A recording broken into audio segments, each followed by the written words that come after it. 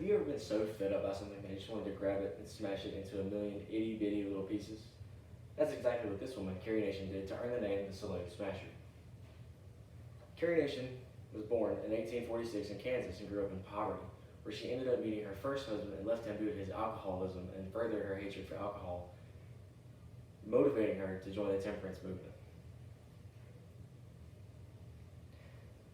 Now, whenever the temperance movement was in effect, it was due to the government's decision on prohibition, the 18th Amendment, which basically made alcohol illegal, which brings us to this slide. This is a speakeasy, what used to be a bar and is now like an underground type of bar. It's basically on the hush-hush, and that's why they call it a speakeasy, because you're supposed to speak easy about it to not alert the authorities and keep it under the radar.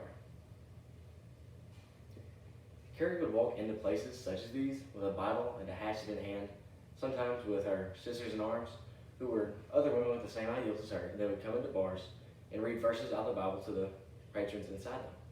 And they would generally have insults from the Bible also throwing at them. This is an illustration of the aftermath of Carrie's handiwork. Here you can see the hatchet and all these smashed mirrors, beer and liquor on the floor.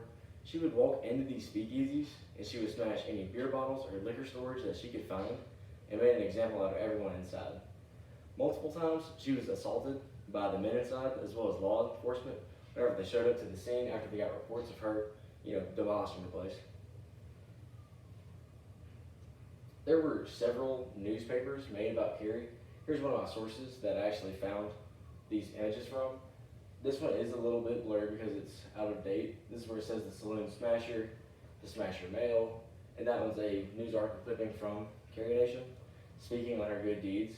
While many people didn't like Carrie because she was taking away what they felt was their God-given right to enjoy life and drink alcohol, whenever really it was just killing them, she felt that she had been chosen by God to go send on a mission and speak the voice for the people that had no voice.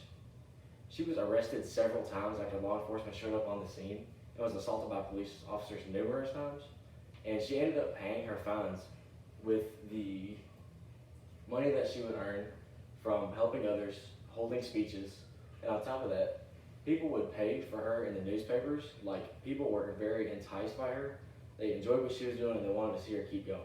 They would buy hatchets from her, which she would make herself or have made for her from others, and she would hold a fee for whenever she held speeches in towns and cities. That's how she paid her way out of jail, or paid for her bail, and then continued to wreak havoc on any speakeasy she could come across, and is a renowned hero even by today's standards.